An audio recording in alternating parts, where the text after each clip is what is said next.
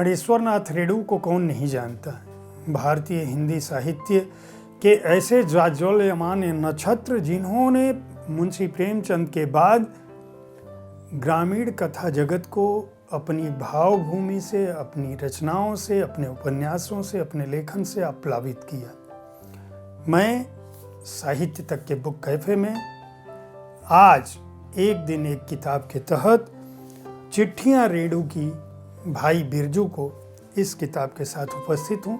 इसका संकलन विद्यासागर गुप्ता ने किया है, संपादन प्रयाग शुक्ल और रुचिरा गुप्ता ने किया है।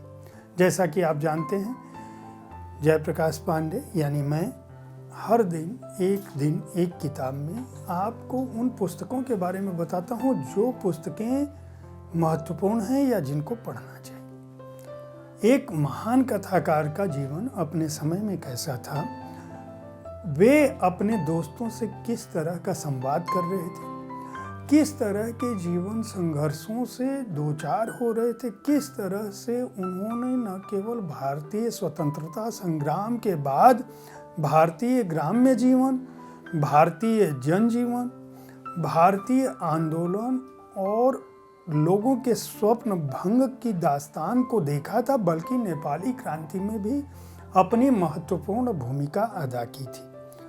यह उपन्यासकार, कथाकार, महान साहित्यकार की उन चिट्ठियों का संकलन है जो उन्होंने अपने दोस्त गांधीवादी समाजवादी विचारधारा से जुड़े मिल मालिक बृजमोहन बायवाला को लिखी थी। उनकी चिट्ठियों का यह संकलन हमारे उस समय के समूचे परिदृश्य को और एक कथाकार के मनोभावों को उजागर करता है।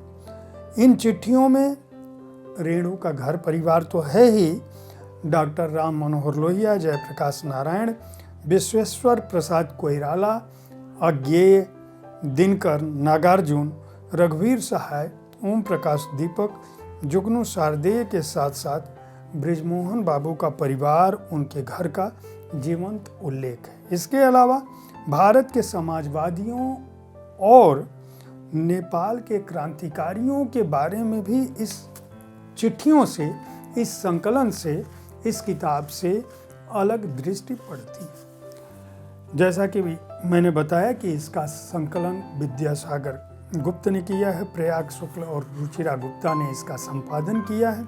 रेणु जी के पुत्र पद्मपराय राय बेड़ू और दक्षिणेश्वर राय, उन्होंने काफ़ी जानकारी दी है। यह संकलन कई अध्यायों में बटा हुआ है जिनमें रेणु जी की चिट्ठियां हैं 1953 से लेकर 1969, 70, 72, 73, 74, 75 और 76 की।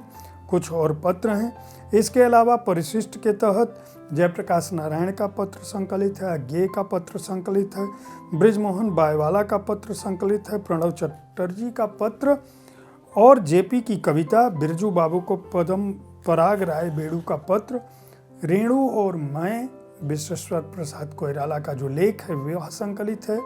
निवेदिता ने लिखा है वे यहाँ की खुशबू में बसे हैं, यह लेख संकलित है। इसके अलावा रेणु के कागजात और चित्रवीथी के तहत बहुत सारे चित्र भी शामिल हैं। प्रयाग शुक्ल का लेख है, एक बड़ी थाती है यह। रेणु और बिरजू बाबू अद्भुत एक मैत्री कथा विद्यासागर गुप्त ने लिखा है, उन्होंने ही इस पुस्तक की प्रस्तावना भी लिखी है। रुचिरा गुप्ता का लेख है सबसे अच्छी कहानी कहने वाले रेणु जी। इस पुस्तक की प्रस्तावना में लेखकों और संपादकों ने यह स्थापित किया है कि पत्र लेखन आज के मोबाइल और इंटरनेट के युग में इतिहास की बात हो गई है, लेकिन भारत में पहली जो डाक सेवा है वह भारत में क्या, इंग्लैंड में जो पहली डाक सेवा है वो 1840 में शुरू हुई थी और भारत में 1854 में ईस्ट इंडिया कंपनी ने उस डाक सेवा को शुरू किया था। लेकिन जिन डाकियों की पहचान हम चिट्ठियों के लिए करते थे, उनकी जगह अब एसएमएस, मोबाइल फ़ोन आदि ने ले ली है। लेकिन जो चिट्ठियाँ थी वो चिट्ठियाँ हमारे परिजनों की, हमारे दोस्तों की, हमारे समय की, हमारे महत्वपूर्ण लोगों की खबरें लेके न केवल आती थी बल्कि बहुत सारे शुभ संवाद और सूचनाएं भी आती थी। डाक का इतना महत्व था। इसीलिए इन चिट्ठियों को संजोया गया है, जो चिट्ठियाँ चित्रकार वान गाग के एक धरोहर की तरह। ये चिट्ठियाँ फणीश्वरनाथ रेणु ने अपने सबसे करीबी दोस्त घनिष्ठ बंधु बिरजू बाबू को पत्र की शक्ल में लिखी थी और 1944 से 1977 तक रेणु के वो दोस्त थे। उनकी दोस्ती कैसी थी, उनकी घनिष्ठता कैसी थी, उनके बीच किस तरह की बातचीत होती थी, इसका भी उल्लेख इस संकलन में है। खुद रेणु ने बिरजू बाबू को, जो ब्रजमोहन जी जिनका नाम मैंने बताया, उनको यह बताया था कि उनके पिता ने रेणुआ नाम उनका इसलिए रखा, क्योंकि कर्ज और आर्थिक तंगी से उनका परिवार कभी उबर नहीं सका। रेणु जी ने मारे गए गुलफाम की कहानी पर जब तीसरी कसम बनी तो उनके मित्र शैलेंद्र पर भी इतना कर्ज हुआ कि वह भी उनकी मृत्यु का कारण बना।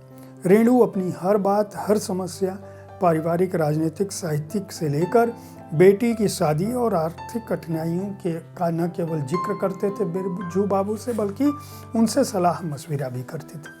तो रेणु की सृजनात्मक प्रतिभा, उनकी मानसिकता, उनके गांव देहात, उनका फसल, उनकी किसानी, उनकी देहाती सोच, यहाँ तक कि उनका गांव गिरांव और आही हिंगना से एक लड़का जो न केवल गरीब था बल्कि मेहनती भी था, किसान भी था, उससे एक आंदोलनकारी, एक बड़े कथाकार के रूप में जो कुछ है, यहाँ तक कि महिला आंचल की जो पहली भूमिका थी, किस तरह से उसे छपने के लिए उन्होंने बिरजू बाबू से पैसे मांगे थे और बिरजू बाबू ने आर्थिक मदद करने में दिक्कत महसूस की थी। और फिर रेणु जी की दूसरी पत्नी जो लतिका जी थी, उन्होंने किस तरह से उस उपन्यास को छपवाया था और उसके महिला आंचल के प्रथम संस्करण की जो भूमिका थी कि यह एक आंचलिक उपन्यास है, इसका कथानक है पूर्णिया, उसकी भी बात है। यह पुस्तक फणीश्वरनाथ रेणु के बहाने भारतीय साहित्य जगत की एक अनमोल थाती और धरोहर के रूप में है। इसे निश्चित रूप से हिंदी साहित्य के हर प्रेमी को, शोध छात्र को पढ़ना चाहिए, जिनको रेणु में रुचि है, जिनको हिंदी साहित्य में रुचि है। राजकमल प्रकाशन ने इस संकलन को प्रकाशित किया और हार्ड बाउंड संस्करण का मूल्य 695 रुपये है। इस पुस्तक को खरीदकर आप हिंदी साहित्य के एक समूचे युग को, एक महान रचनाकार के जीवन को समझ सकते हैं। कल ठीक इसी समय ऐसी ही किसी एक पुस्तक के साथ मैं फिर आपसे मिलूंगा। इस कार्यक्रम में हम विविध विधाओं की पुस्तकों के साथ आपके पास इसलिए पहुंचते हैं ताकि आपको अच्छी पुस्तकों के चयन में आसानी हो।